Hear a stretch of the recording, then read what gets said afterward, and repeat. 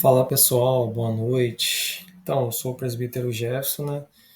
E hoje nós estamos passando aqui para gravar mais uma aula, né? Da série Os 35 Milagres de Jesus, né?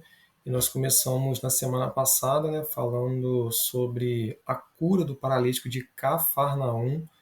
E hoje já está aí compartilhando aí na tela aí, né? A gente vai falar sobre a cura de um leproso. Então, à guisa de introdução, esse milagre ele está registrado nos três evangelhos sinóticos, né? Mateus capítulo 8, do versículo 1 ao 4, Marcos capítulo 1, do 40 ao 45 e Lucas capítulo 5, do versículo 12 ao 16. Então, a gente vai pegar hoje como base o Evangelho de Lucas, para a gente estar falando aqui, né, um pouco desse milagre, e a gente vai estar compartilhando aí, né, na tela aí, o texto que a gente vai estar lendo no Evangelho de Lucas, e assim a gente vai estar falando, né, um pouco sobre esse milagre e também trazendo aqui, né, algumas lições que a gente possa, né, aplicar na nossa vida. Tá bom, pessoal? Então vamos estar lendo aí Lucas capítulo 5, né, do versículo 12 ao 16. Diz assim: Certa vez Jesus estava numa cidade onde havia um homem que tinha o corpo todo coberto de lepra. Quando viu Jesus, o leproso se ajoelhou diante dele, encostou o rosto no chão e pediu: Senhor, eu sei que o Senhor pode me curar se quiser.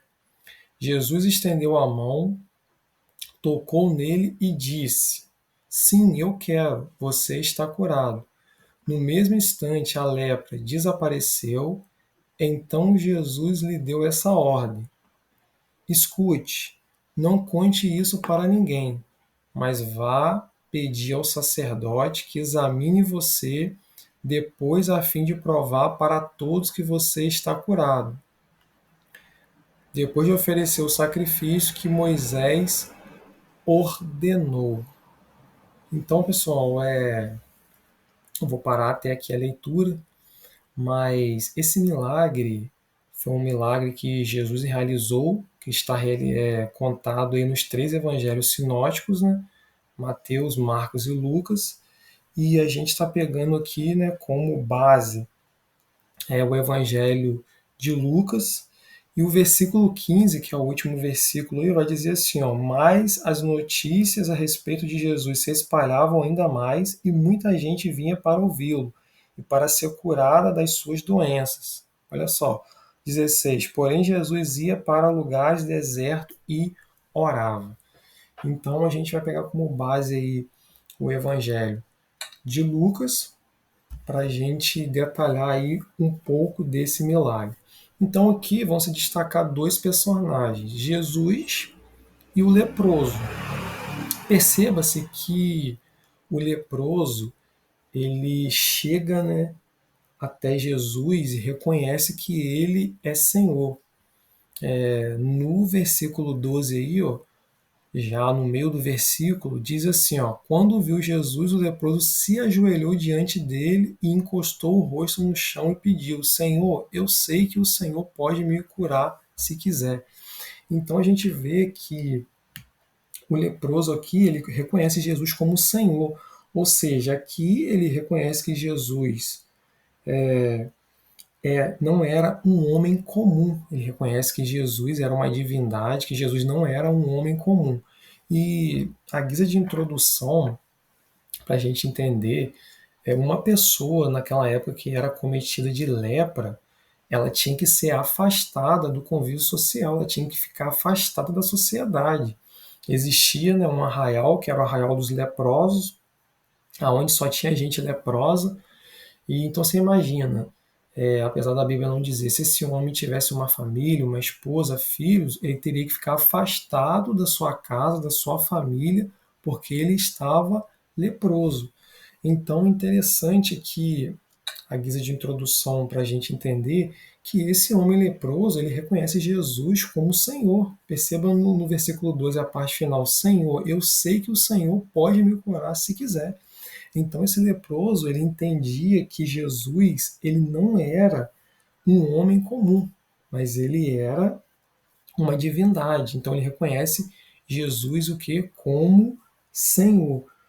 E o interessante é que depois que Jesus ele profere a cura desse homem, aí no capítulo de número 5, né, no versículo, a partir do versículo 14, a gente vai ver Jesus, ele vai dar uma ordem a esse homem para que ele não contasse para ninguém esse milagre. Olha só, versículo 14, ó. Então Jesus lhe deu esta ordem: escute, não conte isso para ninguém, mas vá para pedir ao sacerdote que examine você. Aqui no Evangelho de Mateus tá assim, ó, capítulo 8, versículo 4. Ó. Então Jesus lhe disse: escute, não conte isso para ninguém, mas vá pedir ao sacerdote que examine você.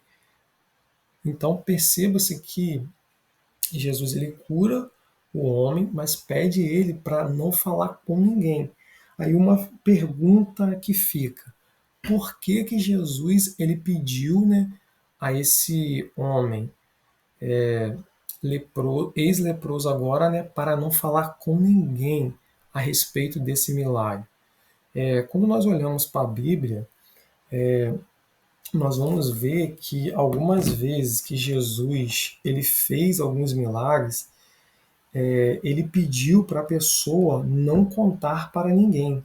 Exemplo, a cura do leproso, que é esse aqui que a gente está falando, várias curas entre aqueles que o seguiram, igual está em Mateus 12,16, a cura de 2 cegos em Mateus 9,30, a ressurreição da filha de Jairo também em Marcos 5,43, a cura de um surdo e gago em Marcos 7,36 e a cura de um cego de Betsaida em Marcos 8,26. Então a gente vê que Jesus, em alguns milagres que ele fez, ele curava a pessoa, ele fazia o milagre, mas ele pedia para a pessoa não contar. Mas uma dúvida que fica é: por que isso? Não devemos propagar, né, os testemunhos daquilo que Deus faz em nossa vida? E já em compensação, em algumas outras oportunidades que Jesus ele fazia um milagre, ele pedia a pessoa para anunciar. Exemplo, aquele, né, endemoniado dos gadarenos, lá em Marcos 5,19, né, quando Jesus libertou aquele homem, Jesus ele vai falar com ele, ó, vai para os seus, né, vá para a sua casa, para a sua família, e anuncie-lhes quão grandes coisas fez o Senhor por ti, como teve misericórdia de ti. Então a gente percebe que em algumas ocasiões Jesus ele pediu para as pessoas que receberam o milagre não falar, e em outras ocasiões Jesus pediu para que fosse anunciado. Então esse milagre aqui, para a gente seguir para o próximo slide, Jesus teve um encontro com esse homem e ali Jesus, né, ele vai reconhecer Jesus como Senhor, ele vai reconhecer que Jesus não era um homem comum e o Senhor, né, se o Senhor, ele vai falar, se o Senhor quiser, o Senhor pode me curar. E perceba que ele não vai chegar impondo. Ele vai dizer, se o Senhor quiser, o Senhor pode me curar. Aí ele vai dizer, não, sim, eu quero, você está curado. E no mesmo instante, né, a lepra desapareceu daquele homem. Aí Jesus deu uma ordem a ele, para ele ir até o sacerdote, se apresentar ao sacerdote, para que o sacerdote averiguasse que ele estava curado e para que ele voltasse ao convívio da sociedade. Mas eu quero falar aqui agora porque existe, né, algumas hipóteses por que né, Jesus ele pedia, né, as pessoas para não contar, né, quando ele fazia um milagre. Então eu coloquei que existem várias, mas eu coloquei aqui apenas duas, né? E a primeira é: não era o tempo dele se manifestar ainda. Então a gente vê que essa hipótese de Jesus ele não pedir para contar um milagre porque ainda não era o tempo dele se manifestar é uma hipótese muito fraca, porque quando Jesus realizou esse milagre, ele já tinha feito outros milagres, então essa hipótese ela não tem muita sustentação. Uma outra hipótese é a segunda, né? Ele não queria chamar atenção para ele. Então essa hipótese, essa segunda hipótese, ela tem uma fundamentação maior. Por quê? Porque Jesus nesse momento, né? Ele queria propagar o evangelho. Então ele não queria, né, que tipo assim as pessoas viessem até ele, né, que ele não ficasse conhecido, né, por ser um milagreiro, porque a intenção de Jesus era o quê? Propagar o evangelho. E quando essas notícias, né, elas se espalhavam, eu coloquei em Marcos 1,45, que Jesus curava leproso, fazia surdo ouvir, cego enxergar, mudo falar, as pessoas iam em direção a ele com esse propósito de receber um milagre. E a intenção de Jesus era o quê? Propagar o evangelho. Então ele não queria chamar muita atenção para ele, porque quando isso começou acontecendo, Jesus ele vivia cercado de uma grande multidão. Em Marcos 1,45 está assim, ó. Mas o homem começou a falar muito e espalhou a notícia. Por isso Jesus não podia mais entrar abertamente em qualquer cidade, mas ficava fora em lugares desertos e gente de toda parte vinha procurá-lo. Então é o mesmo milagre agora narrado por Marcos, né, que vai falar que agora Jesus estava sendo cercado, né, por uma grande multidão e ele não tinha como ficar nas cidades e ele começou a ir para lugares desertos. Então a gente percebe aqui no Evangelho de Marcos, eu estou lendo aqui esse milagre na NTLH, que é a nova tradução na linguagem de hoje, no capítulo 1, versículo 43, ó, e Jesus ordenou duramente, olhe, não conte isso para ninguém. Então a gente vê aqui que no Evangelho de Marcos, Jesus ele vai falar duramente para esse leproso, para ele não contar esse milagre para ninguém. Mas o leproso ele contou e as multidões começaram a ir até Jesus porque a notícia se espalhou. E o que, que acontece? Depois que Jesus fez o milagre, ele vai mandar agora o leproso, né, apresentar até o sacerdote, porque, como eu disse, né, ele era leproso, então ele tinha que se apresentar ao sacerdote para que ele fosse averiguado. Então, Jesus ordenou ao leproso que se apresentasse ao sacerdote para inspeção. Isso era importante porque, dessa forma, uma prova objetiva da sua cura poderia ser obtida e o leproso curado poderia então entrar na sociedade novamente. Isso está registrado na Levítico 14, né, do 2 ao 31, que diz que quando uma pessoa leprosa ela era curada, ela tinha que se apresentar ao sacerdote, tinha todo lá um ritual para que fosse mesmo feita uma inspeção para ser averiguado se aquela pessoa tivesse sido mesmo de fato curado, aí sim ela era o que? Reestabelecida na sociedade. Então, irmãos, o milagre é esse. Jesus, né, se encontra descendo do monte, cercado de uma multidão com esse leproso. O leproso reconhece Jesus como Senhor e ele fala assim: oh, se o Senhor quiser, o Senhor pode me curar.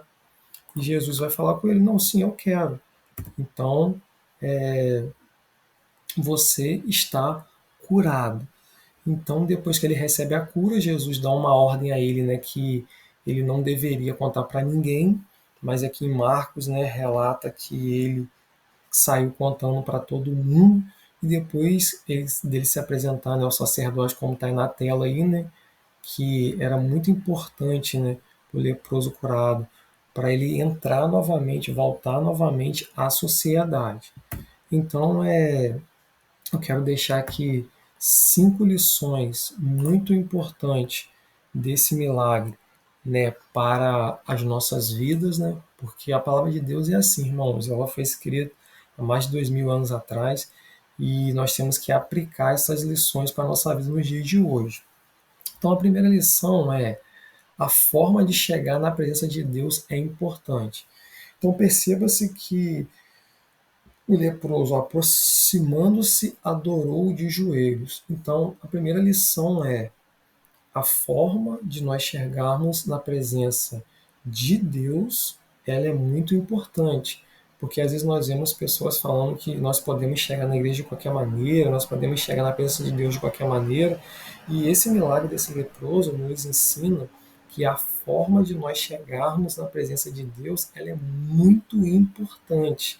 Então, a primeira lição que nós aprendemos aqui é que a forma de chegar na presença de Deus é importante. Nós não podemos chegar de qualquer maneira. Segundo, a vontade de Deus tem que prevalecer. Perceba-se que o leproso ele queria ser curado, mas ele chega até Jesus e fala: Senhor, se quiseres, podes purificar-me.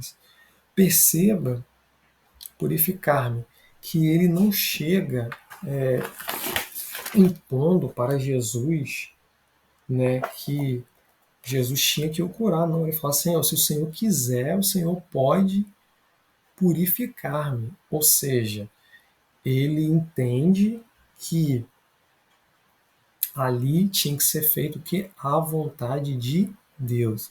Então aqui nós aprendemos também uma lição muito importante, porque às vezes nós queremos, irmãos, impor para Jesus, né, para Deus, o que nós queremos, o que nós objetivamos, e nós temos que aprender com esse leproso que mesmo que nós estejamos precisando de algo, nós temos sempre que orar a Deus: Senhor, que seja feita da maneira que o Senhor quer e da vontade do Senhor. Então nós aprendemos aqui, né, que a vontade de Deus que deve o que prevalecer, né? Nós não podemos chegar impondo.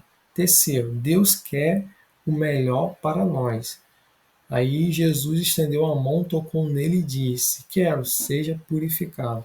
Então, a terceira lição que nós aprendemos desse texto é que Jesus sempre vai querer o melhor para a minha e para a sua vida. Às vezes nós achamos que Deus esqueceu daquilo que ele nos prometeu e nós começamos, às vezes, a entrar em desespero, em ansiedade, e às vezes nós achamos que uma coisa é boa para a gente na nossa visão, mas na visão de Deus não é aquilo que ele quer. Então nós temos que entender que Jesus ele sempre vai querer o melhor para a nossa vida, mesmo que eu e você não venhamos, né, entender os planos de Deus, mas ele sempre quer o melhor. E a quarta lição: nem tudo que Deus nos dá devemos contar. Então essa quarta lição ela é muito importante porque, olhe, não conte a ninguém, Jesus disse ao leproso. Eu já ouvi pessoas dizendo que tudo que a gente receber da parte de Deus nós devemos testemunhar, devemos contar, mas aqui nós aprendemos uma lição, irmãos, muito importante, que nós devemos ter cuidado para quem nós contamos as nossas vitórias, da forma que nós contamos o nosso testemunho, porque nem todo mundo que está do nosso lado quer ver o nosso bem, quer ver a nossa vitória. Então, nem tudo que Deus nos dá nós devemos contar. Existem coisas que Deus vai nos dar que Ele vai querer que nós mantemos isso no silêncio. Mas existem coisas que Ele vai querer que nós o quê? Testemunhemos para que o nome dele seja glorificado.